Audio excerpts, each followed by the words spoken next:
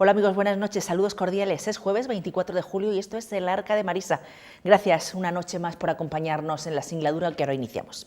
En esta ocasión vamos a departir en la primera parte del programa con la presidenta de la Asociación Alzheimer y otras demencias de Lorca, Teresa Matilde Camacho, que ya nos acompaña a los estudios de Comarcal. Teresa, buenas noches. Hola, buenas noches. Bienvenida. Marisa. Muchísimas gracias. Y gracias por aceptar de nuevo mi invitación. Vale, a vosotros por acordaros de nosotros.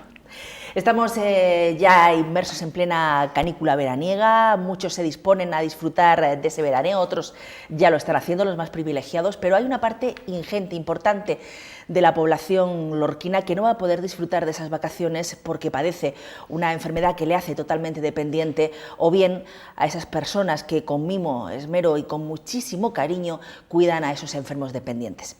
El Alzheimer es una de esas enfermedades neurodegenerativas que en su fase más aguda convierte al enfermo en dependiente. Muchos ya saben sobradamente qué es el Alzheimer, Teresa, pero si te parece vamos a avanzar un poquito más en el tema. ¿Qué es exactamente esa enfermedad neurodegenerativa?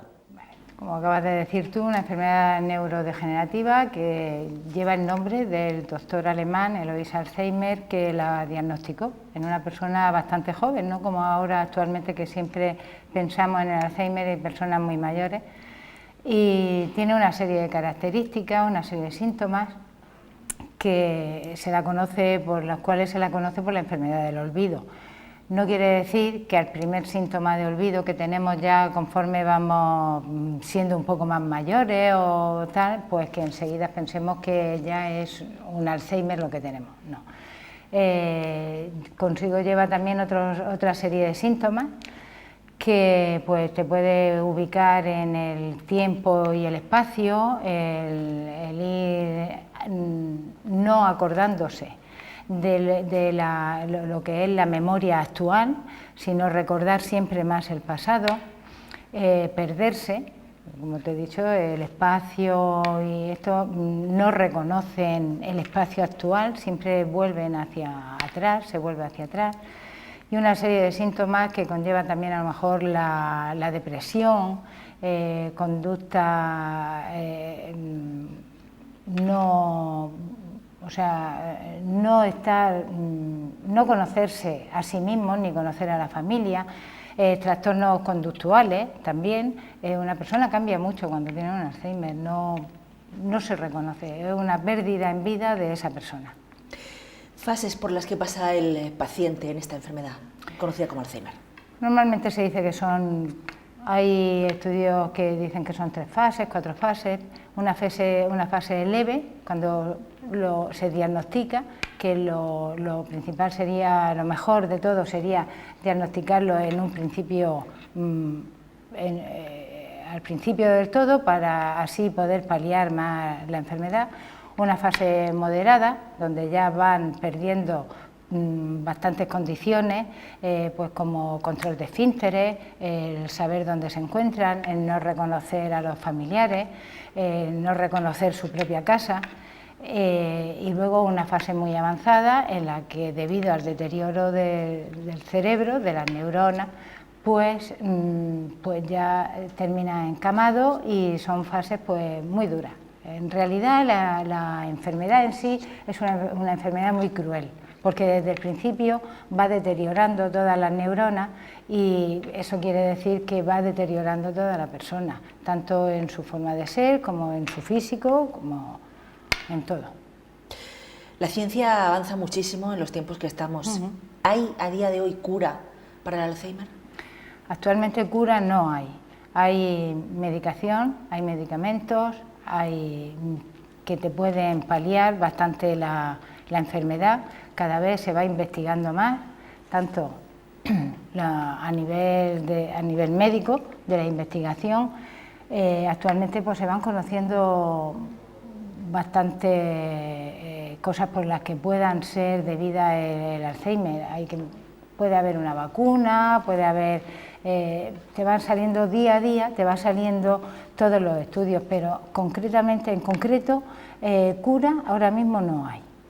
Se puede, ya te digo, que con tratamientos farmacológicos y no farmacológicos, pues se puede paliar, y con los dos, lógicamente, con la ayuda del uno del otro, se puede paliar bastante los síntomas de la enfermedad y frenarla un poco, sobre todo al principio.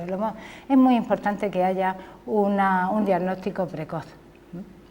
¿Sigue siendo tabú el Alzheimer en el municipio de Lorca? ¿Se sigue escondiendo al enfermo? Sí, ¿Nos avergonzamos bastante. de decir tenemos un enfermo de Alzheimer en casa? Pues, aunque parezca mentira, todavía sigue siendo una enfermedad tabú. ¿Cuántos diagnosticados puede haber aproximadamente a día de hoy en Lorca? Pues mira, no lo sé.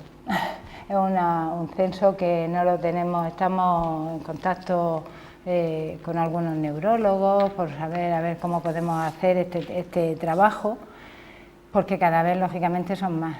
Se va diagnosticando antes y cada vez las pruebas que se van haciendo y todo, pues se diagnostica, y cada vez son más los casos diagnosticados de Alzheimer. Pero no te puedo decir una cifra concreta. Según los datos que tú manejas, ¿afecta por igual a hombres que a mujeres? Hay más mujeres que hombres afectados. Eso a nivel nacional, incluso a través de la Confederación de CEAFA, que es la Confederación de Familiares Enfermos de Alzheimer, que hay estudios, y a través de la federación nuestra de la región también, que se hizo un estudio hace ya algunos años, y se sabe que se dan más casos en las mujeres que en los hombres. Tremendo.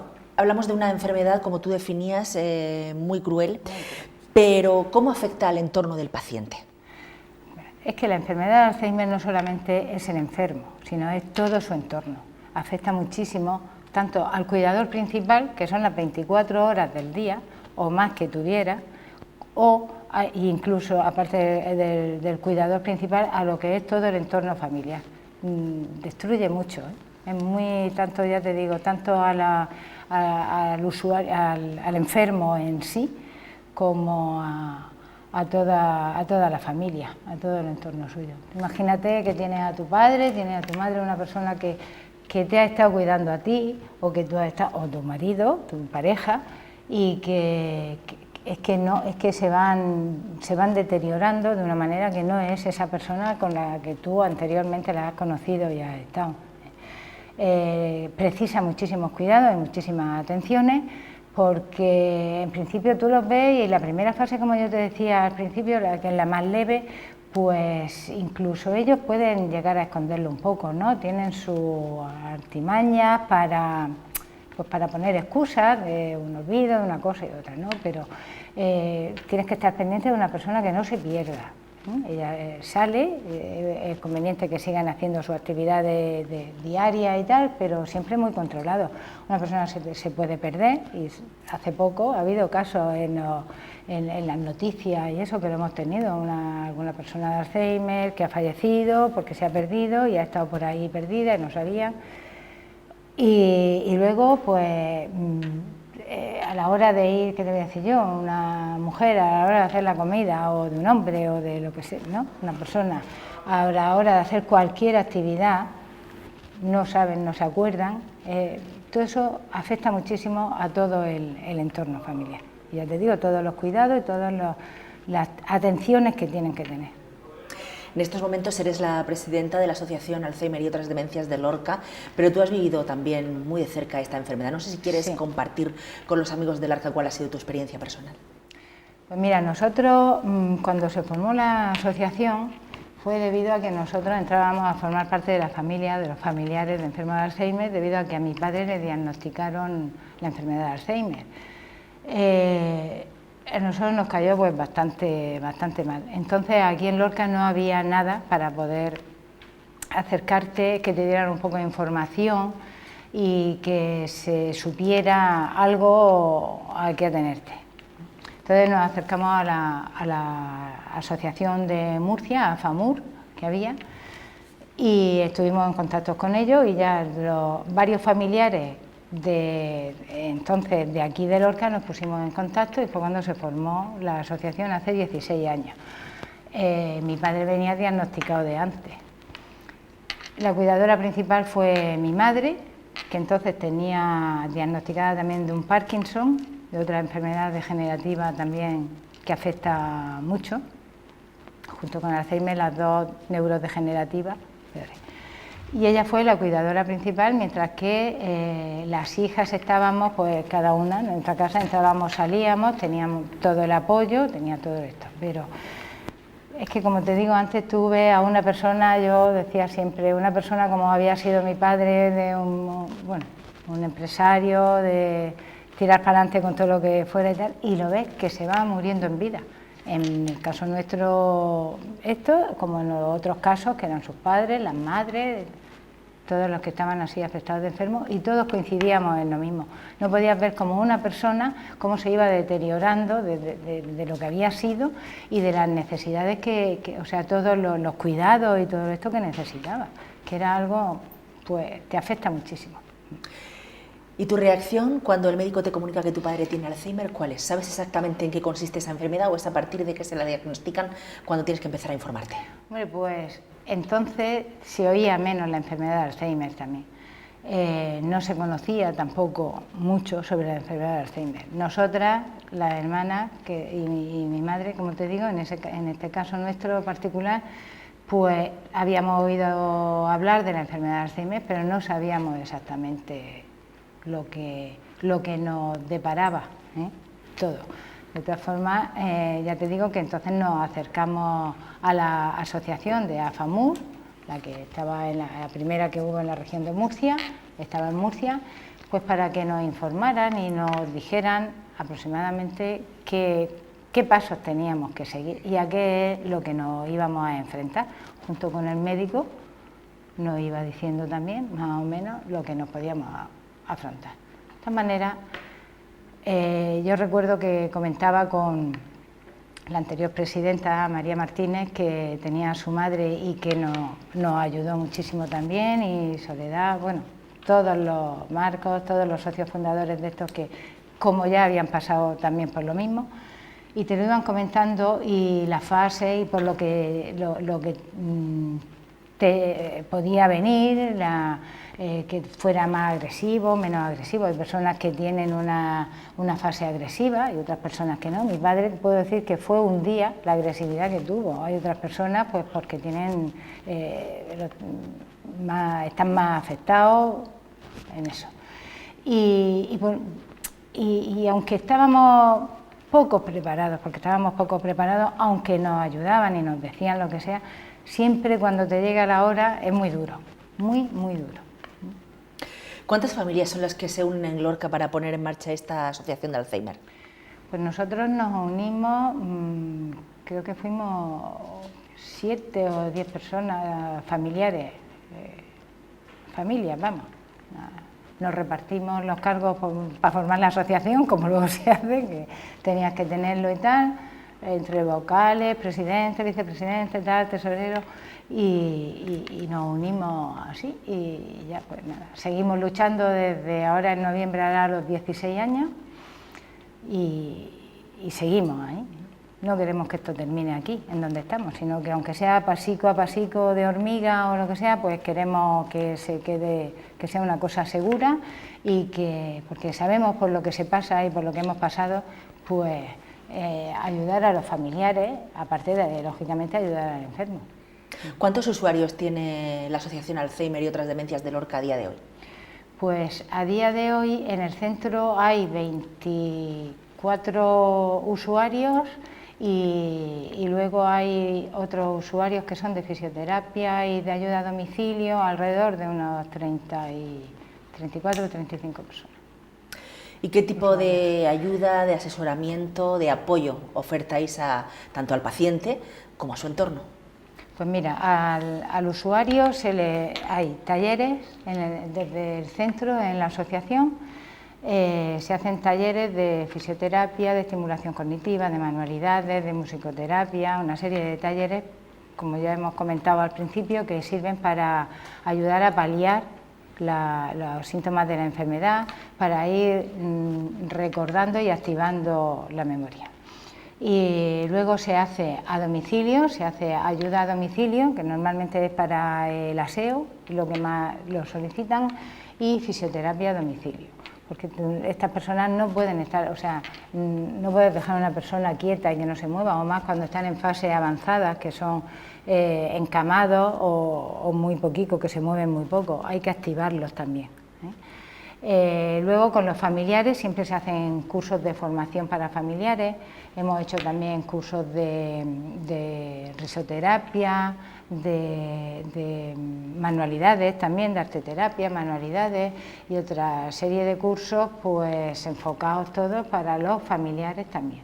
Luego se da ayuda psicológica individualizada también, cualquier persona que lo necesite, bueno, información lógicamente.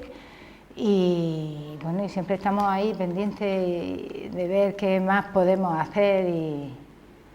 ¿Cuál es el momento idóneo, el momento adecuado para acudir a la Asociación Alzheimer a solicitar cualquier tipo de prestación? Hombre, si tenemos un paciente lo más adecuado, en casa, más idóneo es en el momento en que estén diagnosticados. Nosotros tenemos, de eso sí que es verdad, que tenemos que tener el diagnóstico para tener a las personas allí en el centro. Y el momento ideal es recién diagnosticado. Nos has enumerado una serie de actividades que realizáis importantes a lo largo de todo el año. No hay vacaciones para esta enfermedad, para el paciente ni para los cuidadores. Menos para los cuidadores. ¿De qué fondos os nutrís para llevar a cabo todas esas iniciativas? Una cosa que te quería comentar, dime. Marisa, también, que uno de los servicios que lo tenemos recién abierto y recién hecho, el servicio de centro de día, centro de estancias diurnas también, para los afectados. Y ahora acabamos de concertar 5 plazas con el IMAS, con la Dirección General de Personas Mayores, de centro de estancias diurnas. Tenemos ahí 5 plazas concertadas que a través de la ley de la dependencia, sabes tú que ahora va todo, aparte de ser dependientes, personas dependientes y eso, ahora todo va a través de la ley de dependencia, se solicita y como centro especializado de Alzheimer pueden solicitarlo y esas plazas que vayan concertadas, ya dependiendo de los requerimientos y los recursos que tenga cada persona, pues tendrán que abonar más, abonar menos, dependiendo ya el copago, dependiendo de cada persona, cada caso particular lo que tenga. Te preguntaba por los fondos. Por los fondos, vale. De los que os nutrís. Mira, tenemos ayuda del Ayuntamiento de Lorca, tenemos el centro que es municipal y tenemos un convenio, pequeño convenio, teníamos antes en épocas buenas, como lo decía. Tenemos un convenio que nos ayudan para todo este tipo de actividades que hacemos allí, de talleres en el centro. Luego solicitamos a todo lo que se nos ponga a tiro, nosotros lo estamos solicitando. A la Fundación La Caixa, que también nos ayuda, a todas las entidades, tanto públicas como privadas. Con la Consejería de Sanidad tenemos también un convenio a través de la Federación, que somos 8 asociaciones federadas en la región de Murcia, que va todo para fisioterapia, para fisioterapeuta, tanto en domicilio, como en los talleres de domicilio, como en el centro. Eso va destinado ahí, que ese convenio creo que era de 135.000 euros a nivel regional, a nosotros nos corresponden unos 20.000 euros, aunque tengamos que poner parte, pero es una ayuda también. Y luego pues las cuotas de los socios, algunas donaciones que hay, luego sabes tú que ¿A cuántos tienen la cuota de los socios? La cuota de los socios son 40 euros anuales, o sea que ya saben, yo se lo digo a la gente, que se hagan socios y amigos de la Asociación Alzheimer y otras demencias de Lorca, que por 40 euros al año se puede ayudar y mucho. ¿Vienes esta noche equipada con unas papeletas? Vengo equipada con unas papeletas. El día 21 de septiembre es el Día Mundial del Alzheimer y bueno, gracias a que hay personas muy solidarias, el año pasado Toñi Sánchez nos donó un cuadro de arte digital muy bonito para donó a varias asociaciones y tal, y una de ellas fuimos nosotros, fuimos el Alzheimer. Y el año pasado no pudimos hacerlo, entonces pensamos que una rentabilidad buena, ya que había tenido el detalle, la obra que había tenido ella, era hacer un sorteo para poder sacar algo más de ese cuadro y de esa solidaridad que ella había prestado. Entonces el sorteo va a ser el día 19 de septiembre, con lo cual a €1 la papeleta, no es nada, y pueden adquirirla por cualquiera que nos conozcan de la asociación, en el propio centro, y las estamos dejando también en diferentes comercios que normalmente nos ayudan siempre, porque sabes tú que también tenemos la comida benéfica y siempre vamos pidiendo pues para hacer luego un sorteo y tal, y son muchos también las entidades que colaboran ya año tras año con nosotros. Entonces también aprovechamos un poquito el tirón ese y les dejamos también papeletas de estas pues para ver si nos pueden ayudar vendiéndolas, y ya les digo, a €1 lo que es la papeleta nada más, y el cuadro es muy bonito. Pues esta noche estoy convencida que no te vas a ir de Comarcal Televisión sin que el equipo de esta casa contribuya y colabore con la labor que realizáis en la Asociación Alzheimer y otras demencias de Lorca. Al hilo de lo que estabas comentando, recordaba que una de las contertulias habituales de este espacio, Marisol Morente, que fuera concejal en el Ayuntamiento de Lorca por las siglas del Partido Popular, diputada regional y directora general de Servicios Sociales, también había contribuido activamente con vosotros. Sí, ahora el 16 de mayo pasado, la primera edición de su libro de poemas, que como vosotros sabéis escribe siempre en Facebook, en las redes sociales, ha ido destinado íntegramente a la Asociación Alzheimer, que hemos vendido prácticamente todos los libros.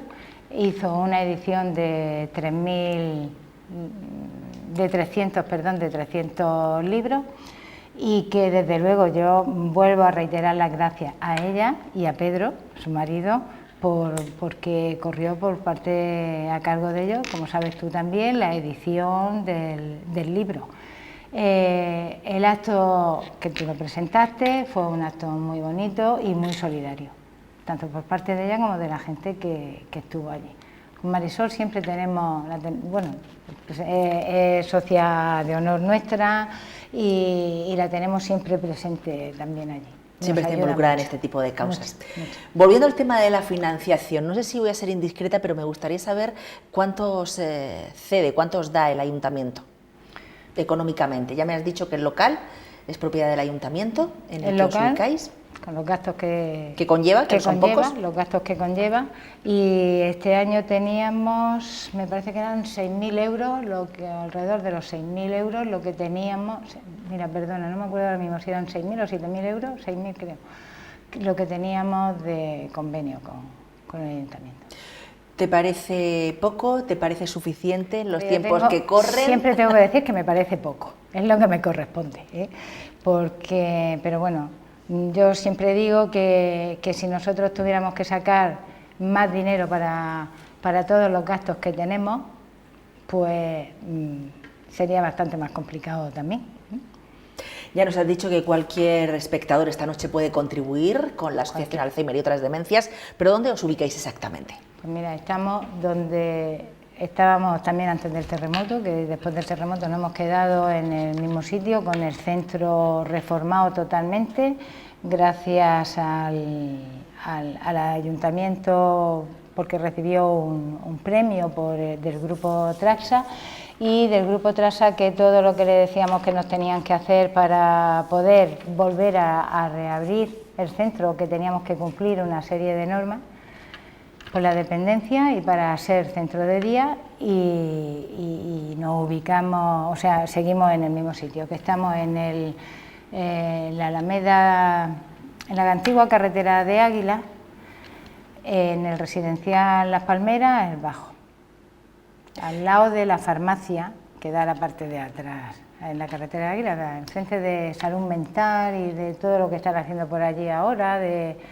creo que va parte de la comisaría, está lo del centro de salud, Sutuyena, la Escuela Municipal de Música, por allí. Todo aquello está desde luego muy urbanizado ahora, y nosotros seguimos en el mismo sitio. Decías que continuáis en el mismo lugar que os encontrabais antes de los temblores de tierra de mayo de 2011. ¿En qué medida os afectaron? En todo. En el centro es un bajo y literalmente explotó. Literalmente explotó. Gracias a que después del primer temblor las profesionales que se encontraban allí sacaron a los usuarios al parque que hay enfrente, y en el segundo temblor ya la puerta no se pudo abrir. Después de eso, cuando fuimos a ver los daños que había, que estaba todo el techo caído, bueno, en fin, estaba todo, explotó literalmente, pues la puerta no se podía abrir porque se había quedado totalmente desencajada y eso. Teresa, tengo curiosidad por saber cómo se debe de tratar a un enfermo de Alzheimer. Pues mira, a un enfermo de Alzheimer hay que tratarlo con mucho cariño, con muchísimo amor, no negándole nunca las cosas. Tú no puedes decirle directamente un no, porque entonces se va a poner más agresivo, se va a poner peor. Tienes que ir diciéndole las cosas poco a poco, ir dándole la vuelta, como yo les digo luego, hay que darle la vuelta poquito a poco y decirle las cosas para que ellos se sientan tratados con tantísimo cariño, y ellos no se olvidan, o sea, se olvidan, ¿no? Porque la enfermedad lo olvido, pero los sentimientos no se pierden. Entonces, los sentimientos los tienes, tú la mano se la coges o le dices cualquier cosa o lo que sea y le cambias la expresión. El sentimiento no lo pierden y tienen sus momentos de lucidez. Entonces, el ver eso y el tú hablarles de una manera que no es... Bueno, te lo agradecen muchísimo y tú te sientes agradecido también. Hemos hablado de cómo se cuida a un paciente, a un enfermo de Alzheimer, y cómo se cuida al cuidador. Bueno, al cuidador es muy difícil cuidarlo, porque lo primero que tenemos que darnos nosotros mismos cuenta es de que el cuidador tiene que cuidarse, porque según te estaba escuchando, creo que el cuidador sufre un desgaste anímico y un desgaste físico. Físico y psicológico, las dos cosas. Entonces, nosotros le podemos ayudar a nivel psicológico, a nivel físico también, por la fisioterapia, la fisioterapeuta que tenemos y esto, pero bueno, a nivel anímico y psicológico nosotros le podemos ayudar y le podemos, personal también, le podemos ir diciendo las cosas y animándole y más o menos lo que tienen que ir haciendo. Pero tienes que estar también abierto a eso, tienes que querer también, o sea, querer más que querer, saber que tienes que cuidarte tú y que tienes que tener tu propio espacio y tu propio tiempo para ti y dejártelo para ti. Porque las 24 horas del día que esa persona te necesita, tú no puedes dársela tampoco, porque al día siguiente tienes que estar ahí también.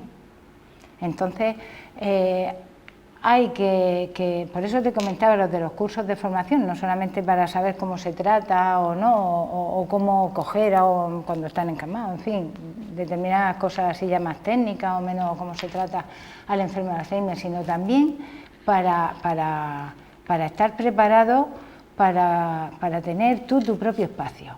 Y si tienes 1 minuto, 2 minutos, 3 minutos al día, esos son para ti.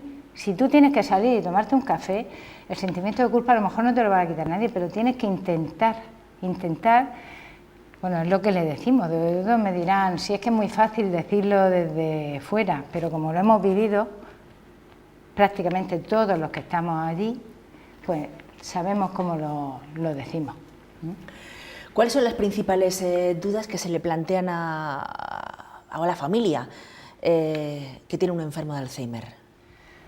Pues muchísimas, porque tanto, no solamente cómo tratarlo, que eso es lo principal que te dicen, cómo es esta enfermedad, y gracias a que ya se sabe más de la enfermedad se sabe más y ya sabemos todos, aparte del internet, que es ya la panacea, ¿no?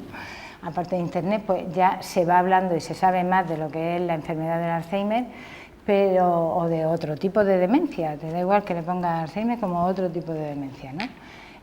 Cómo tratarlo, el saber, te van, los mismos médicos también te van orientando un poco, y allí en la asociación pues lo primero que hacemos es dar información y cómo tratar tanto, cómo intentar tratarse ellos e intentar a los enfermos. Me llamaba la atención una cosa que decías antes, que el enfermo, el paciente de Alzheimer, agradece infinitamente una sonrisa, una caricia. Muchísimo. Yo siempre, cuando voy por... Bueno, tú sabes que nosotros la Junta Directiva, voy a repetirlo aquí porque a mí me colocan allí, pero somos voluntarios de la asociación. Y cuando voy por allí, y los conozco, lógicamente no voy todos los días, voy de vez en cuando, pero cuando voy pues ya conozco los nombres de algunos, de unos, de otros, y les dice algo y le digo, ¿no te acuerdas, muchacho? ¿No te acuerdas que vine y le dice algo para que ya le cambia la cara y tal? Yo siempre recuerdo, con el caso de mi padre, que era el caso nuestro que teníamos, cuando llegaban mis hijos, que entonces eran más pequeños, y le cogían la mano, o algunas de mis sobrinos, o eso, o le cogían la mano, o le decían algo y le daban un beso, es que le cambiaba la expresión de la cara, de los ojos y de todo, le cambiaba muchísimo. Y eso relacionado a la familia, ¿no? Porque muchas veces no te ubican como hijo o como mujer o como eso, la ubicación familiar no tiene exactamente la que es, pero te reconocen del entorno, saben lo que eres de su entorno, ¿no? Entonces, dices que les cambia la mirada. Mucho. ¿Qué se ve en los ojos de alguien que lo está olvidando todo? Pues yo lo que recuerdo siempre es que se ve cariño, agradecimiento y una expresión totalmente diferente. Cuando tú les das esa caricia o le das esa expresión. Igual que cuando tú ves a una persona que está, es como, yo los veo y sabes que tienen un problema porque es una mirada y una expresión de los ojos ausente. Ellos les cambia la expresión de la cara. Pues cuando tú reaccionas de esa manera, tú o el familiar o el cuidador o la persona llegada a ellos, les cambia totalmente, es una expresión mucho más dulce. ¿Son conscientes de esas pérdidas de memoria, de esas lagunas al principio? Al principio sí. Mira, yo recuerdo hace un par de días, más o menos, 2 o 3 días, hablando con un familiar de una persona que está en fase leve y que sabe lo que es la enfermedad de Alzheimer y que la habían diagnosticado no hace mucho y que decía algo referente, pues un caso concreto, una cosa puntual de, pues no sabes que estamos en tal esto, ay no, es que esta maldita enfermedad, el propio enfermo lo decía. Tú que vives, has tenido esa experiencia con tu padre y que vives por la asociación rodeada de personas condenadas a olvidar, ¿qué no te gustaría olvidar nunca? ¿A mí? Sí. Son muchísimas cosas. Pues no me gustaría olvidarme de mí ni de mi familia, me gustaría, decir, de la vida, pues son muchas vivencias, ¿no? Pero olvidar un marido, olvidar unos hijos, olvidarte de quién eres, eso es perder todo. ¿En qué proyectos andas enfrascada a día de hoy en la Asociación Alzheimer y otras demencias? Pues ya te he dicho que ahora mismo uno de los proyectos, de los objetivos nuestros, que era tenerlo del centro de día, lo hemos conseguido, pero tenemos que consolidar. Tenemos que ampliar, ahora mismo tenemos 5 plazas concertadas, el centro está, nos lo dieron para 20 plazas, pues tenemos que seguir luchando para ir ocupando como centro de día todas las plazas, o bueno, poco a poco. ¿Por dónde crees que pasa el futuro de la Asociación de Alzheimer aquí en nuestro municipio? Yo creo que tiene un buen futuro. Voy a decir, yo tengo que, siempre lo digo, pero ¿hay otros socios dispuestos a tomar el relevo, a empujar fuerte? Eso ahí iba. En la Junta pues estamos ahí, pasa que bueno, yo llevo ya mucho tiempo y hay que ir dejando paso libre. ¿Pero hay alguien dispuesto a coger las riendas? Bueno, ya veremos. No voy a ir adelantando todas las cosas. Si no, otra vez que venga ya te voy a ir contando ahora todo y otra vez que venga para decirte más. Me gustaría, para concluir la charla que estamos manteniendo esta noche aquí en el Arca, Teresa, que te dirigieras a los amigos de este espacio y les dijeras lo que consideras oportuno o pertinente. Si tienen algún enfermo, algún familiar aquejado de esta dolencia, o simplemente que sean conscientes de que en ese bombón, el del Alzheimer, estamos todos. Absolutamente todos. Pues sí, como tú dices, estamos todos, tanto en todo tipo de demencias como en cualquier tipo de enfermedad.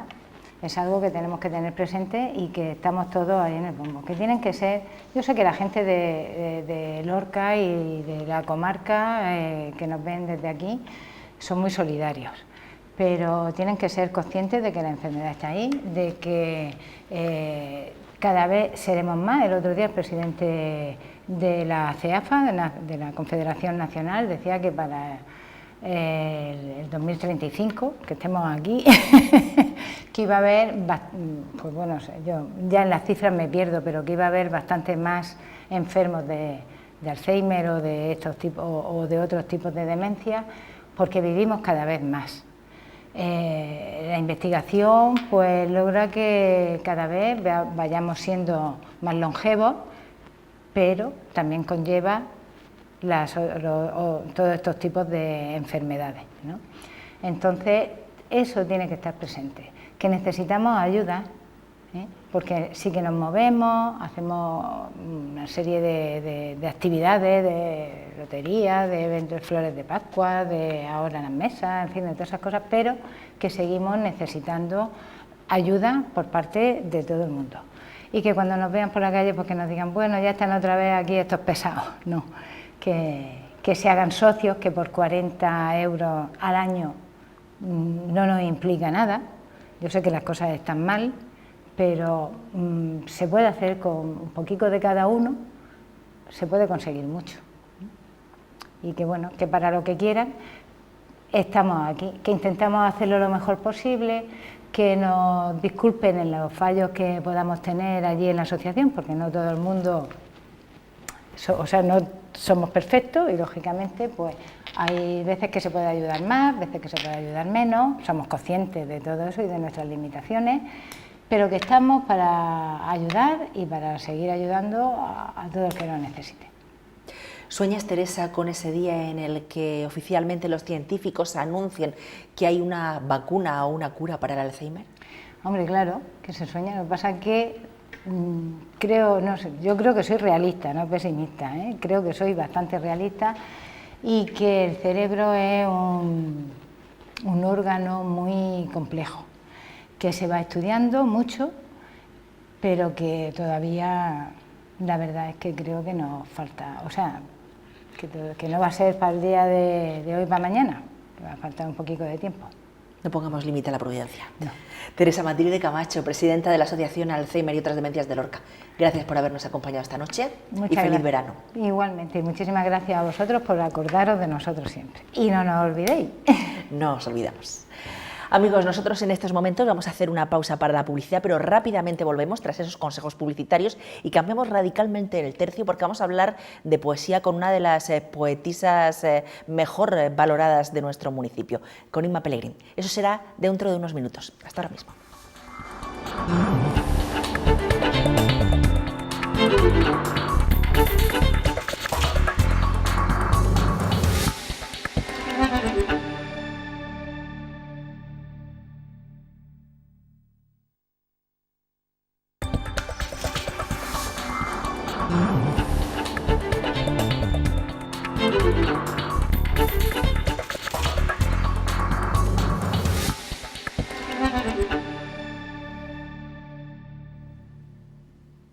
Segunda parte del Arca, amigos, en esta noche de jueves 24 de julio, con la siguiente invitada ya en los estudios de Comarcal TV. Se trata, como les anunciaba, de la poetisa local Inma Pellegrín. Inma, buenas noches, bienvenida. Hola, buenas noches.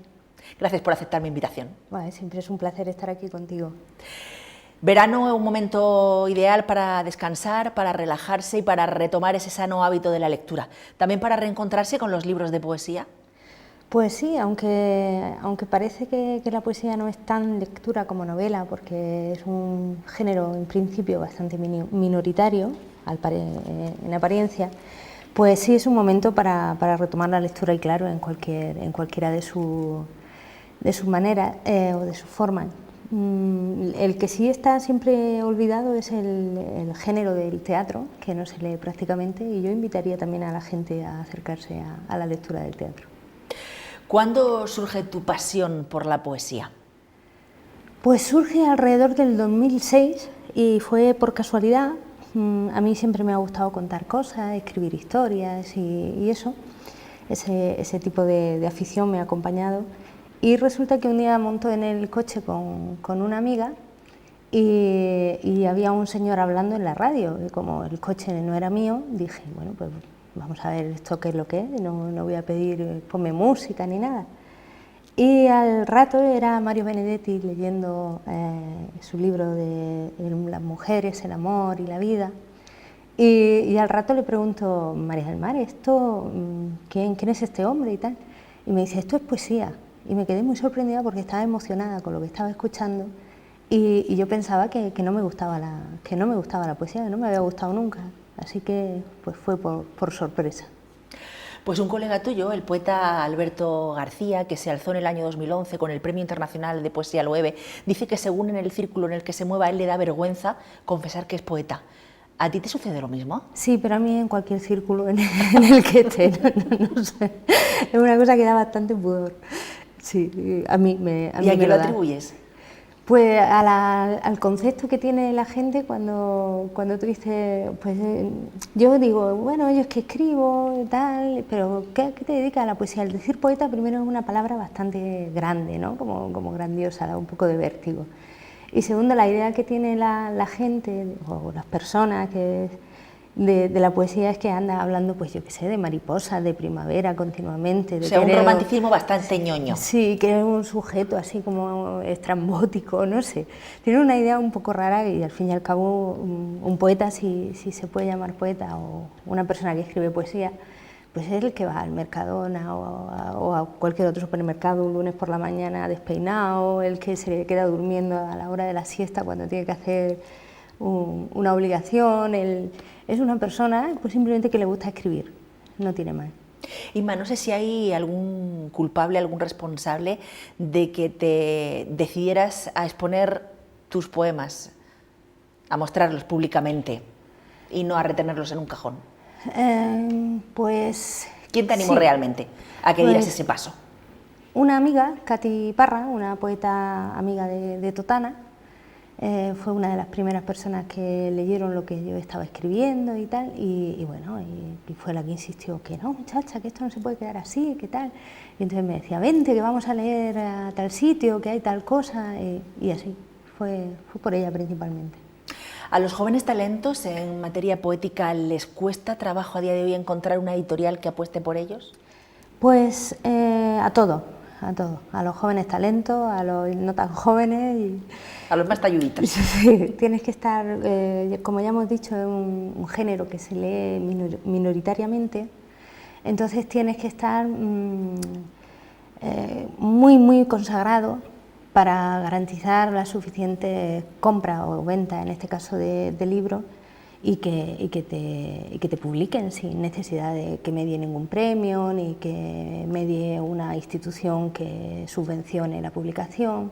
Es difícil, es muy difícil, tanto para jóvenes como para no tan jóvenes. ¿Cómo ha sido tu experiencia con las editoriales? ¿Te ha costado muchísimo trabajo? ¿Has tenido que ir peregrinando puerta a puerta, llamando con tu obra? ¿O lo has tenido más fácil a la hora de ganar ciertos certámenes literarios? Sí, mi camino, el camino que he elegido ha sido el presentarme a premio. Entonces, una vez que es difícil, porque es complicado que te den un premio, pero una vez que sucede eso, a los premios a los que yo me había presentado lleva incluida la publicación. En el caso de Óxido con Pretexto y en el caso de Cuestión de Horas con La isla de Síltola. Entonces, pues, si tienes la suerte de que el jurado tenga bien darte el premio, pues ya tienes el libro en la calle, lo cual, pues, ahora mismo ha sido la forma que yo he encontrado. ¿Y qué te están aportando esas editoriales? Pues muchísimo. El hecho de la difusión, que es lo más complicado a la hora porque actualmente es muy fácil publicar de manera personal. Pues publicar un libro es relativamente económico, es muy barato. Lo difícil es difundirlo, es que esté en la librería, es que tenga acceso al público, eso es lo difícil y lo costoso. Y eso es el coste que arriesgan las editoriales cuando editan un libro de una persona. Entonces, en el caso de Pretextos, por ejemplo, pues me está aportando muchísimo porque más que editores ya son amigos, es una editorial que tiene muy buena difusión en Iberoamérica, en toda España, por supuesto, y bueno, pues tiene el mimo de yo allí estoy en mi casa. Y cuando me dicen, bueno, pues cuando tengas un libro lo mandas, te lo traes y ya no hace falta, no te presentes a nada, tú vente aquí, que te sacamos el libro, que lo publicamos. Entonces, para mí eso, en el momento en que publiqué con Pretextos, se me abrió una puerta muy importante. Además es una editorial que tiene un gran prestigio, sobre todo en poesía. Y para aquellos telespectadores que en estos momentos se estén preguntando si realmente se puede vivir de la poesía, ¿cuál sería la respuesta? Pues yo no. Con la poesía todavía no puedes pagar facturas, ni hipoteca, ni letras, nada. ni llenar el frigorífico. Nada. Te puede llevar alguna alegría, yo en mi caso, una en el 2009 y otra en el 2012, pero con la que no puedes vivir durante ese intervalo de tiempo. En mi caso hay gente, pues yo qué sé, como Luis García Montero, Benjamín Prado, gente que sí consigue vivir de lo que escribe. Yo no. Pero bueno, que uno no pueda vivir de algo no significa que no le interese muchísimo hacerlo y que siga haciéndolo o que la gente pues quiera que lo haga. Me gustaría, si lo tienes a bien, Inma, que esta noche compartieras con los amigos del Arca alguno de tus poemas. Pues eso está hecho. Me he traído el libro de Cuestión de Horas, el de la isla de Sirtolá. Y pues podemos, si quieres, si te parece bien, pues leer. Este libro va estructurado según la hora del día. Entonces, pues los títulos son la hora que corresponde al poema. En este es uno de los primeros, de las 7 de la mañana, hará más fresquito que es la hora que hace fresco para ir a trabajar y demás. Y habla un poco, en los poemas queremos que no sean autobiográficos, pero a veces hablan más de uno, de lo que uno quisiera. Y dice así: cada mañana dudo entre untar mermelada o mantequilla, si calzar los zapatos de tacón, si ascensor o escalera, si coche o autobús, o andar por el bordillo de los portales pares. Luego todo se vuelve más difícil y tengo que elegir entre pisar a fondo o detenerme, porque al llegar el cruce, el ámbar del semáforo me apremia, o en la primera cita me piden que les bese. Nunca sé por la noche si he tenido un buen día. Me gusta preguntarme por lo que hubiera sido de no ser lo que fue finalmente, si en el paso de cebra, si una copa de menos o de más, la braguita olvidada, un segundo después o 4 metros antes, la X en el Córdoba-Sevilla. Cuando el destino trama su estrategia lo hace en mis narices. Pesaroso le entrego uno a uno los hilos con los que teje el lienzo de mi historia. De lo que no ocurrió, no consigo dejar de arrepentirme. ¿En qué te inspiras a la hora de escribir esto, por ejemplo? Pues en este me inspiro realmente en una característica personal o en vivencia, uno de los pocos. En los demás pues intento inspirarme en otras cosas. Y en eso, en la sensación de me he equivocado, no me he equivocado, y andar siempre dándole vuelta. ¿Qué hago? ¿Verde o azul? ¿Amarillo o rojo? ¿Para dónde voy? Un poco me inspiro también en emociones, en sensaciones que pueden ser mías o que puedo compartir con más gente. ¿Qué metodología sigues a la hora de escribir un poema? ¿Ordenador, a mano, a máquina de escribir, a una hora determinada? Pues yo escribo poesía cuando puedo. Y cuando puedo es no cuando tengo tiempo, porque a veces en épocas en las que tengo muy poco tiempo, tengo muchas obligaciones, es cuando me he escrito en un semáforo en rojo, Llevar la libreta y el bolígrafo en el asiento del copiloto, o haciendo... En un semáforo en rojo. O haciendo de comer. Vas pensando en el poema y surgen, pues, cómo quieres, pues, hacer los versos y los pones, ¿no? Los materializas, los vuelves en letra. Y entonces hay veces que he estado muy ocupada y podía escribir poesía. Y otras veces tiene uno todo el tiempo del mundo y, sin embargo, es incapaz. O sea, parece que como que los poemas se han enfadado con uno, no sabe uno muy bien por qué, y no hay manera de que se le ocurra nada que diga, ojo, pues me gusta, ¿no? Ya no el que sea mejor o peor, sino el decir, pues esto sí quiero que quede. Pues fíjate, porque me acabas de romper ahora mismo un mito. Yo te imaginaba por la noche con el vasito de whisky al lado, pues esperando no, que llegase la inspiración. Pues no, a veces están las lentejas humeando al lado en vez del vaso de whisky. Cuando terminas un poema, lo dejas en el cajón, que repose, lo relees al cabo de X tiempo, lo corriges, en fin, o directamente ya lo lanzas. No, cuando termino un poema lo guardo, que repose, porque el tiempo, los poemas recién escritos son como nuestros niños pequeños, no tienen ningún defecto, no, nos parecen maravillosos siempre. Entonces necesitan, en mi caso, un poco de tiempo, un poco de perspectiva para ver los posibles defectos que puedan tener. Entonces mi manera es, cuando considero que tengo un guión o un esbozo de un poema, pues guardarlo en el cajón, dejarlo que piense, más bien que piense yo que él, y leerlo al tiempo y ver, pues, posibles defectos que puedan tener. Leerlo al tiempo. ¿De Sí. cuánto tiempo aproximadamente estamos hablando? ¿En qué franja nos movemos? Bueno, pues como todo en mi vida es muy ordenado, pues lo mismo lo leo al día siguiente que lo leo a los 3 años. Es una cosa que... Hay poemas que pues en concreto uno está aquí, empecé a escribirlo en el 2009 y acabé en el 2012. Y hay otros poemas que pues lo hace un lunes, el martes lo lee y dices, jo, es que me gusta cómo está, y bueno, y piensas que el miércoles que ya está ya puesto como de primera comunión. ¿Quién es esa persona que tiene el privilegio de leerlo por primera vez? Antes nos hablabas de tu colega, de tu compañera Katy Parra, de la vecina y amiga localidad de Totana, que fue la que te animó a decir, esto no puede quedarse aquí en el cajón, Inma, tienes que mostrarlo públicamente, lo que has escrito. ¿Sigue siendo tu mayor confidente? Sí, ella es una de mis mayores confidentes, hasta incluso, bueno, ella tiene un montón de premios y de libros también, es una escritora muy respetada, aunque aquí es difícil, eso de que nadie es profeta en su tierra se cumple tristemente, entonces pues en toda España muy conocida, menos en la región de Murcia. Y esta chica pues a veces escribe un poema, me llama por teléfono, me lo lee, ¿qué te parece? Corrígemelo, y estamos pues, no sé, haciendo cualquier otra cosa y con el teléfono, o yo le llamo, Katy, digo, ese tíralo.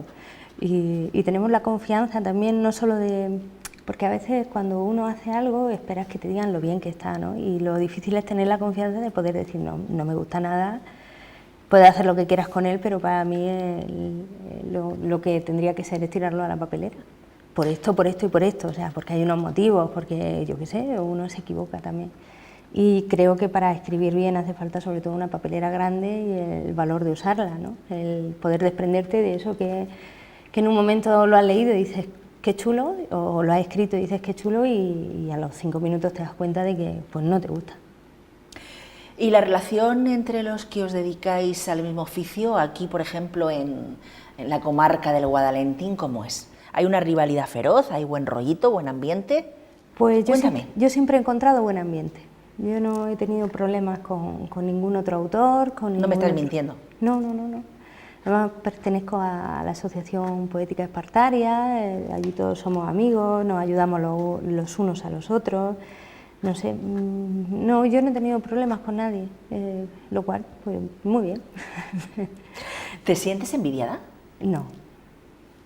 ¿A quién destacarías de esos poetas de la zona, por ejemplo, del grupo Espartaria? Pues mira... ¿A quién admiras? ¿A quién admiro? Admiro a María Jesús Caro por su sinceridad, por lo buena compañera, por los versos que escribe tan distintos a los míos, tan intimistas, tan profundos, así que casi parecen metafísicos. Pues a Pedro Felipe, me parece que es de una claridad y de una transparencia también lo que escribe importante. Juan Ramón ya no está, no es que no esté entre nosotros, sino que se fue a Valencia y bueno, pues sigue en contacto con nosotros por teléfono, vía email, seguimos teniendo alguna conexión, pero se le echa de menos. Porque, más efímera. Sí. Se le echa de menos el contacto semanal y él pues, nos ayuda mucho. Y luego Antonio Ortega, como crítico, es buenísimo porque es otra persona que también tiene, no sé si el privilegio o el castigo de leer los poemas casi recién hechos, y él que sabe si un poema está mejor, está peor, y sabe por qué. Entonces te sabe ir indicando, bueno, pues esto sí, esto no, esto no me parece bien, y nos sirve de gran ayuda en el grupo. ¿Crees que el éxito que estás teniendo es merecido? Vale. Como L'Oréal, porque yo lo valgo, ¿no? Yo creo que me encanta que sea así, ¿eh? Y me parece que, bueno, que a mí me gustan los poemas que escribo, los trabajo, intento mejorar y estoy muy contenta de que sea así. No sé realmente si me lo merezco, como lo que hemos dicho de los productos estos de... Como la maniquí del tinte, porque yo lo valgo. Porque yo lo valgo. Pero sí me parece estupendo que sea así y estoy encantada con ello. ¿Por qué no compartes otro poema con nosotros? Venga, vamos a ver. Vamos a contar la historia de las 8 de la mañana, que es la historia de un pijama. A ver. Doblado en el armario, tu pijama espera que regreses. Se siente un poco huérfano, un fuera de lugar estando entre mis cosas. Sin perder el orgullo se hace el distraído, como si no supiese que mi ropa se encuentra algo revuelta desde entonces. Vanidosas las faldas se columpian sobre su indiferencia. Los calcetines traman una evasión veloz, definitiva, con la que retomar su libertad. Las camisas de guardia ahorcadas en sus perchas se preguntan si el extraño, a pesar de su inocente aspecto, oculta en sus dobleces una doble intención. Intuyen las braguitas que sus blondas seguramente tienen que ver con su presencia. Los pañuelos ignoran la razón por la que volverán a ser utilizados. Mis prendas, sorprendidas, lo contemplan incrédulas, como te miro cuando me despierto. ¿Cuál es la forma idónea para definir un poema que te gusta? ¿Un poema que me gusta? El adjetivo, ¿cuál sería? ¿Bonito, hermoso, lindo? De otro autor, un poema que me guste mucho, pues grandioso. Grandioso, pues a mí ese me ha parecido grandioso. Vale, muchas gracias. ¿Qué crees, Ima, que distingue tu poesía del resto de poetas? Bueno, yo intento escribir una poesía con ideas y con palabras cotidianas, con cosas que estén al alcance de todo el mundo, como un pijama que pueda olvidarse alguien en el armario de otro alguien, y que a la vez, aun siendo ideas cotidianas, pues tengan un trasfondo, que alguien se pueda sentir identificado o pueda sentir una emoción leyendo ese poema. ¿Cuántos libros tienes publicados exactamente? Yo sola 3. Luego aparecieron en antología. Esta mañana he estado haciendo un currículum porque pues me han invitado para leer en Leeds, en Inglaterra, y me he dado cuenta que salía en 4 antologías de distintos libros. Y de esos libros en los que tú eres la única autora, ¿cuál te ha proporcionado una mayor satisfacción? ¿Cuál es tu hijo predilecto? Bueno, son 2, son Osido y Cuestión de Horas, mis 2 hijos predilectos. Que son los que se han llevado esos Claro. premios importantes a nivel nacional. Yo creo que algo tiene que ver el que me hayan dado el premio con ellos para verlos con una cierta predisposición por mi parte. ¿Qué hay de ti en esos poemas, en esos libros? ¿Qué hay de autobiografía? Pues la verdad es que intento que cada vez, o intento que no haya, pero siempre hay. Yo creo que todo, o casi todo. Todo, casi todo, y eso que intentas que no haya. Sí. Pues tienes que intentarlo con más ahínco. Lo intento muy mal. ¿Ha cambiado en algo tu vida a raíz de recibir esos premios importantes? Sí, sí. Me invitan a leer a sitios, cosa que está muy bien, me invitas tú aquí, si no, no estaría aquí o estaría hablando de otra cosa.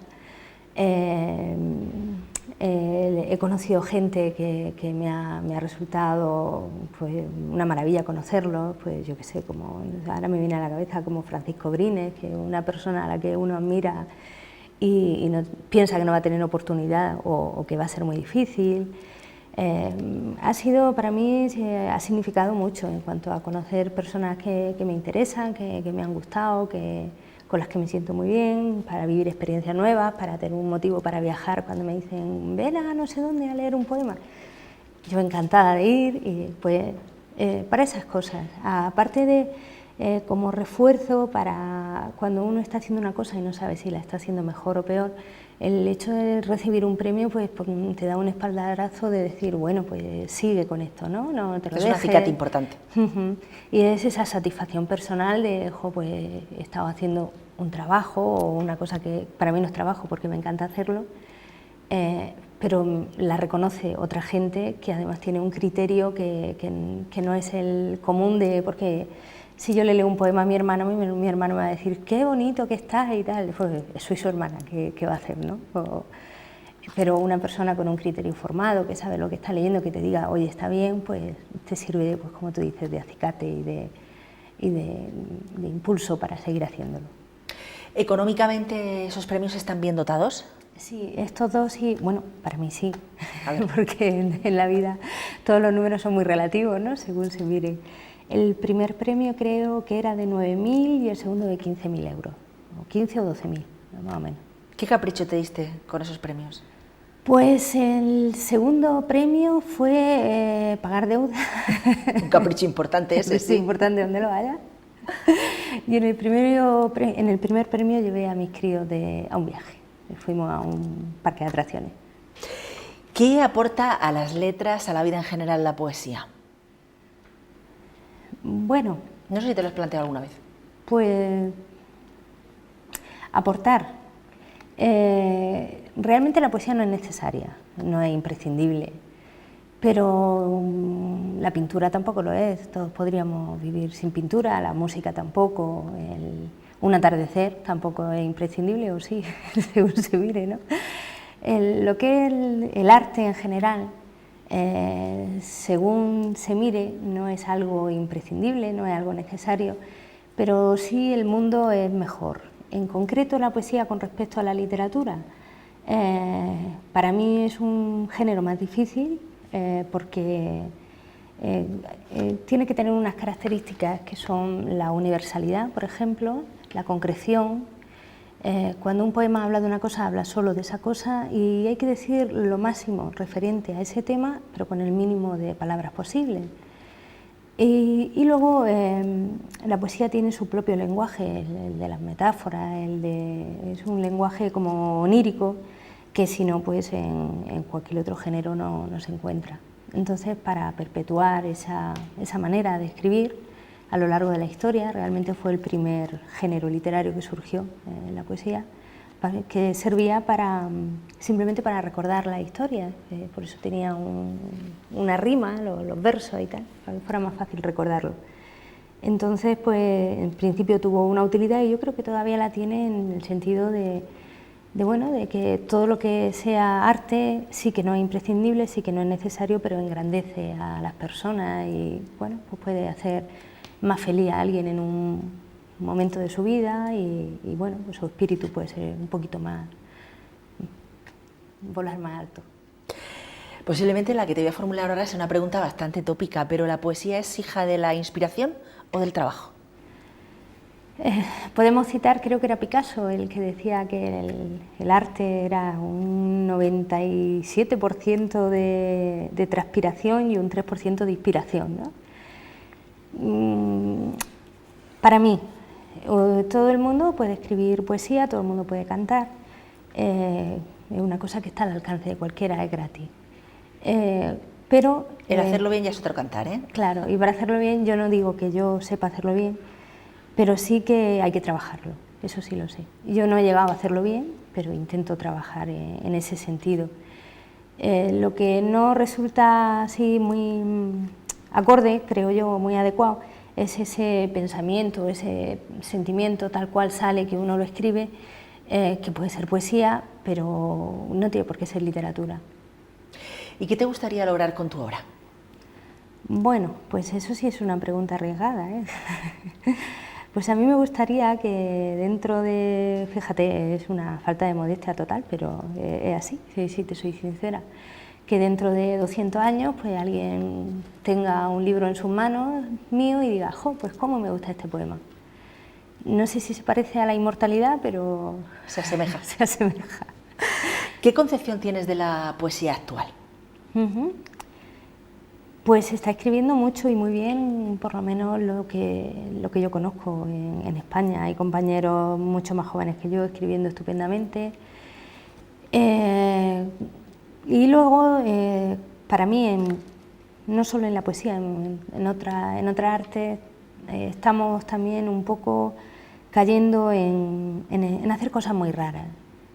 Y no me gusta demasiado. Define raro. Pues, por ejemplo, para mí no es lo mismo pintar un cuadro, por ejemplo, que pues, hacer una performance en un museo quitándote una ropa interior o algo así. Entonces en poesía también estamos cayendo muchas veces escribo en un folio, pongo una palabra arriba que pone nada y otra palabra abajo que pone todo. Y eso es un poema, que pudiera serlo, pero a mí no me gusta, no lo entiendo como poesía, a mí no me llega. Entonces hacemos cosas ya un poco extravagantes, ¿no? Que a mí personalmente no me terminan de gustar. De convencer. ¿Qué consejo le darías a esa persona que ahora se está adentrando en ese mundo fantástico de las letras y que intenta compartir su obra con los demás? Consejo, que no se lo deje, que no se desanime, que siga, que intente aprender, que intente escuchar de quien pueda, de quien él tenga acceso, que cuando alguien le diga que algo no está bien, que le escuche por qué no está bien, más que te digan sí o sí no, que te diga esto no está bien por esto y por esto, porque es con lo que más uno aprende, corrigiendo pues, defectos, cosas que uno no es capaz de ver, y gente que tiene más criterio, que sabe más que tú, que tiene más formación, sí puede verlo. Y sobre todo, pues eso, que no se desanime, que trabajen y que tengan ilusión y que suerte. Esos son los consejos que tú a grosso modo darías, pero ¿cómo ha cambiado tu concepción, tu modo de trabajar desde los inicios a día de hoy? Por ejemplo, ¿ha variado tu lenguaje poético? Sí. A mí cada vez se me hace más difícil escribir. Al principio, cuando uno pues, lo hace como buenamente puede o le sale, o en ese momento de ímpetu, pues es como muy valiente y cualquier cosa pues arriesgado, en fin, cualquier cosa lo ves con mirada favorable, ¿no? Y ahora resulta que conforme pues, has leído a otros autores, has escrito alguna cosa, te das cuenta de que tal cosa se parece a tal otra que ha escrito este autor, tal cosa está ya escrito en no sé qué época, como tienes algo más, no mucho, pero algo más de conocimiento sobre el tema, pues también lo tienes más complicado, porque ya lo que sale ya te dices, joder, si es que esto no puede ser porque se parece a esta otra cosa. Entonces pues sí cambia, y cambia el lenguaje poético porque intenta, en mi caso, cuando pues, has escrito algún libro, intentas que no todos los libros sean iguales, porque es muy fácil estar escribiendo siempre el mismo libro, intenta que el siguiente sea algo diferente. Y pues lo único que tienes son palabras, porque los libros son solo palabras y tienes que cambiarlas, claro. ¿Compartimos otro poema? Venga, dime una hora preferida tuya del día, por la noche. Las 10 de la noche aproximadamente, que es cuando 10 de la noche. A ver. Soltamos amarras e iniciamos este programa. Vale.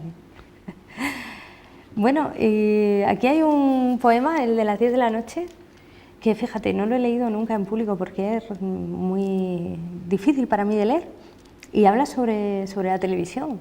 ¿Qué me dices? Sí, o sea, me acabo de quedar sorprendida. Las 10 de la noche, mira. Y está estructurado, según se ve, ¿Sí? como haciendo zapping. Cada párrafo es un trozo de un momento de hacer zapping con el mando. TV-on, empieza, se enciende, ¿no? Se gritan, se señalan, la novia de un torero llama puta a la prima segunda de un sujeto, no sé si bailarín o comediante. Aumenta un canal. Si el tiburón azul dejase de nadar, se moriría. Aumenta otro canal. La crisis económica actual no parece que cuente con una solución a medio plazo. Disminuye un canal. La prima del sujeto reconoce haber tenido idilios con varios futbolistas. Volvemos a cambiar de canal. Un problema de Estado subyace en el asunto de la especulación inmobiliaria. Volvemos a cambiar de canal. La conducta de los depredadores preserva el equilibrio de los ecosistemas. TV off. Descubro que estoy sola. No tengo quien decirle, vaya mierda. Bueno, el de las 10 de la noche. Basado en hechos reales, desde luego. ¿Qué poetas son tus referentes a la hora de escribir? A la hora de escribir, por ejemplo, Joan Margarit, me encanta su libro Cálculo de estructura y Casa de Misericordia, Vicente Gallego, Luis Muñoz, Ada Sala, una buena amiga de Madrid también, una chica estupenda. Está Cati Parra, mi amiga de Totana, hay que nombrarla. Francisco Brine, eso de poetas actuales. ¿Y de otros más lejanos en el tiempo? Me gusta leer mucho a Rabindranath Tagore, que ahora es como hablar de Groenlandia, ya nadie nos acordamos de él. Y bueno, hay una poeta polaca que recibió el premio Nobel, no sé si en el 2009, no recuerdo exactamente el año, que se llama Szymborska, que me parece impresionante, con 90 y tantos años que tenía, cómo escribía, y bueno, y la obra que ha dejado después de morirse, ¿no? Hace un año, un par de años que murió. Y pues a ver, ¿quién más? Pues Miguel Hernández, la fuerza que tiene, su metáfora y tal, el cómo hablar de la injusticia social, cómo afrontó la poesía social en un tiempo en el que la mayoría de la poesía era panfletaria y tal, sino él hizo de verdad literatura, hizo arte con esas palabras que tenía. Juan Ramón Jiménez, pues no sé, es que me gustan todos casi. ¿En qué estás trabajando en estos momentos? Pues estoy intentando hacer un poemario nuevo y bueno, allí ando. Lo que pasa es que ando bastante parada a la hora de escribir. Últimamente, lo que hablábamos antes, los poemas parece que se han enfadado un poco conmigo, no sé por qué, pero andan un poco disgustados. ¿Y para cuándo un poemario de amor? Uy, yo creo que casi nunca, no sé si seré capaz de hacerlo alguna vez. Eso es muy difícil para mí. Amor, desamor, va todo ligado. Sí, hay algún poema de amor o de desamor en el libro, pero es que es un tema muy complicado no ponerse ñoño con ese tema. Porque cuando uno está enamoradísimo, la verdad es que no tiene tiempo de escribir poesía, a lo mejor por eso no escribo. Y cuando uno está desenamoradísimo, pues casi que solo tiene tiempo de llorar. Y bueno, es difícil, es un tema, yo creo que para mí es el más difícil de todo. ¿Tienes ya los ojos puestos en algún otro certamen literario para presentar esa obra que estás fraguando? Pues ya me gustaría. La idea es en poco tiempo terminar de corregir los poemas y eso, y presentarlo pues a 2 o 3 premios que sean pues un poquito, que tengan una editorial sobre todo buena. Para mí, a pesar de que bueno, el dinero siempre viene bien y en mi caso pues es necesario y tal. Bueno, en tu caso, y si te sirve de consuelo, en el del común de los mortales. Iba a decirlo, pero digo, bueno, pues hay alguien que no, enhorabuena a quien no. Y bueno, pues no es tan importante en un premio en la cuantía económica para mí como el que haya una buena editorial detrás y si no ganase ningún premio, posiblemente este libro, la primera persona a quien se lo mandaré será Manolo Borrás en la editorial Pretexto, y si él tiene a bien, pues posiblemente se publique por lo que parece se va a Sin tener que publicar sin pasar esa necesidad de criba. tener que pasar la fatiga de me presento a un premio. ¿Qué opinas de las distintas difusiones que puede tener a día de hoy la poesía, bien sea internet, blogs, redes sociales en su conjunto, en fin? Bueno, tiene un aspecto positivo para mí y otro negativo. Aspecto positivo, que cualquiera puede tener acceso a mostrar su obra. Y está muy bien, porque es bueno que todo el mundo pueda enseñar lo que hace y que todo el mundo pueda tener acceso a la obra de alguien. Negativo, que es tal la cantidad de información, de poemas, de lecturas que hay, que es imposible tener ni siquiera una noción de aquello. Entonces es muy difícil dar con algo que te guste, a no ser que alguien te lo recomiende, y ya estamos otra vez en que... pero es que la cabeza no, en mi caso no da para más, uno no puede, es como esto, me he leído internet entero, no, no. Es tan grande ya la cantidad de información que se maneja, que yo creo que llega a ser desinformación, porque también en mi caso pues se pierde mucho tiempo, porque te pones a leer esto, aquello, y te das cuenta de que no te ha aportado gran cosa, y llevas ahí una hora buscando información y has recogido una cantidad de información que no quieres para nada. Entonces, pues como todas las cosas, tienen el lado bueno y el lado malo. ¿Crees que Internet puede ser, las redes sociales en su conjunto, un enemigo del libro como lo conocemos en papel impreso? Pues posiblemente pudiera serlo, lo mismo que el libro electrónico. Las cosas evolucionan y las cosas cambian, y tampoco hay que tenerle miedo a ello. Lo importante es que cualquier disciplina artística se pueda seguir realizando y sigamos avanzando en cualquier arte, y que cada vez seamos mejores o que descubramos cosas nuevas a nivel científico.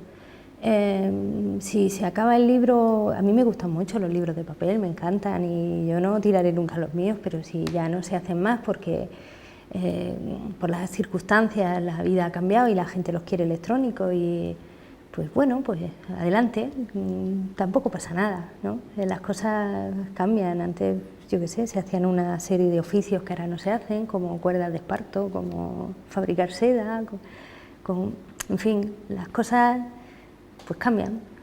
Y bueno, no sabemos si para bien o para mal, como decía lo del primer poema que hemos leído, si es para bueno o para malo, pero hay veces que es inevitable.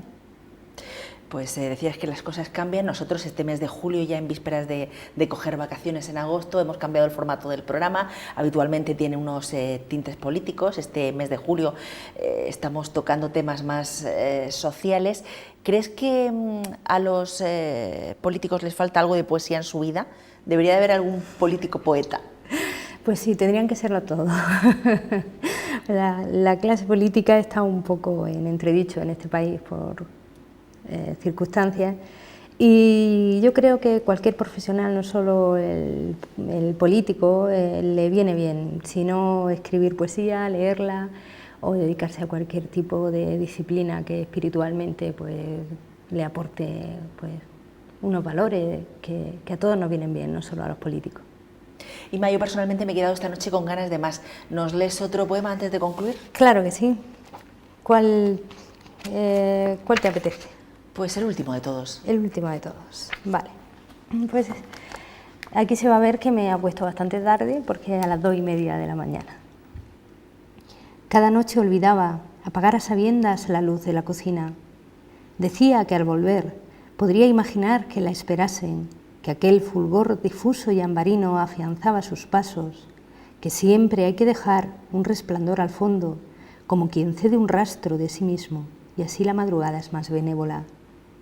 No sé por qué senderos derrotan sus pisadas, si son de lucidez u oscuridad, o si será posible tropezarse también en el vacío. A fuerza de palabras intento desvelar su para qué, hasta de alguna forma recomponer aquel desfiladero. Hay veces que una luz se enciende en un poema. Uno vuelve sus ojos al final del pasillo para salvar a alguien, quizás para salvarse. Uno guarda prendida alguna excusa porque quiere creer que no está solo. Lindo. Inma Pellegrín, muchísimas gracias por haber Gracias compartido a ti por este tu rato de invitación. televisión con nosotros. Muchas gracias a ti por tu invitación. Amigos, hasta la próxima semana, si Dios quiere, será el martes cuando este espacio vuelva a acompañarles después del informativo. Hasta entonces, gracias por la atención que nos han brindado y, como siempre les digo, continúen en la mejor compañía, la de esta casa, que es Comarcal Televisión. Buenas noches.